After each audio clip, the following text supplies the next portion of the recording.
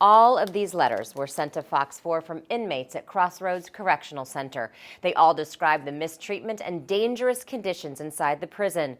Until now, we've only heard about the danger, but the problem solvers have obtained a video that shows it. I need to warn you, what you're about to see is very disturbing. My number one concern is justice. My brother was murdered inside of a maximum security prison. This is surveillance video of the murder of Larry Miller. He's the one wearing orange. It happened inside A wing of Crossroads Correctional Center. Miller attacked by 2 inmates and stabbed to death, and there is not a corrections officer in sight. Do you think if they had done their job, your brother would be alive? I know my brother would be alive. Maria Miller is Larry's sister. She's been fighting for answers since that fatal day back in June of 2014. Court records state that Miller's cellmate Jeffrey Nash concocted a story that Miller sexually assaulted him, knowing the one corrections officer patrolling that area would take him into an office in the back of the housing unit to make a report, leaving the A wing unattended. That's when another inmate, Robert Goodwin, snuck into Miller's cell. You can see Goodwin jump out and attack Miller after he returned from breakfast.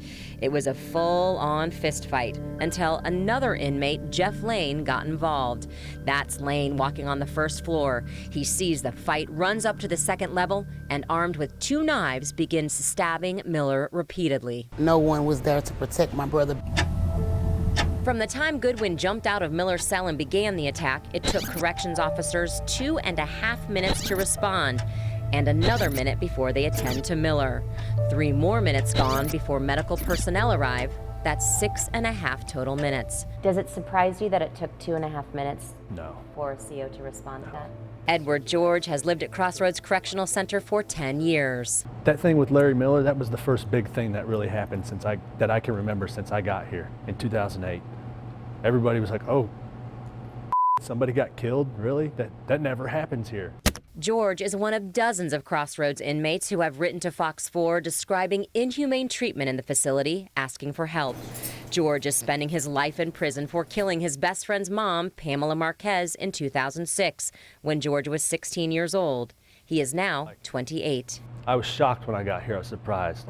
It was livable. And it wasn't crazy either. There wasn't fights all the time. There wasn't people. We were happy. George said all that changed around 2014. Staffing had declined, and with it went inmate programs and privileges. It feels like they feel like it's their job to punish us further. Inmate frustration boiling over last May. On May 12th, inmates staged a sit-in at dinner, refusing to go back to their cells.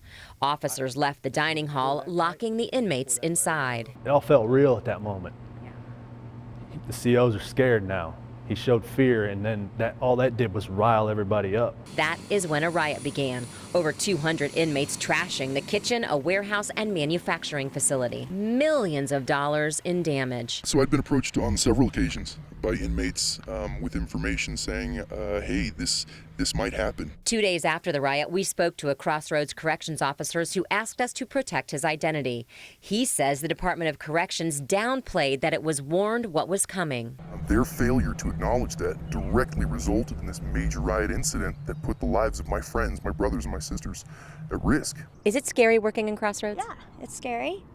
It's absolutely frightening. Kimberly Woodring quit Crossroads about a year ago, telling the problem solvers she did not feel safe working there anymore. When you can't get officers to respond because they don't staff it. August of 2018, another homicide inside Crossroads. 2 inmates got into a fight and 1 died from a head injury after being knocked to the floor.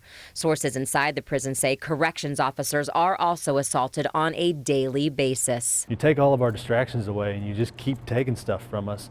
Now, all of a sudden, we see the prison how it really is. We see really prison. Yeah, it's really prison. If they want it to be really prison, then things like the riot are going to happen on a regular basis. The Missouri Department of Corrections says it does not operate at unsafe staffing levels, but acknowledges the staffing shortage continues to be a serious concern statewide. Communications Director Karen Podgman issued a statement that reads in part, "In a healthy economy with a record low unemployment rate, it can be difficult for us to compete with the private sector for employees. In May, when the riot took place, Crossroads correctional officers were short-staffed by 30% of normal staffing levels.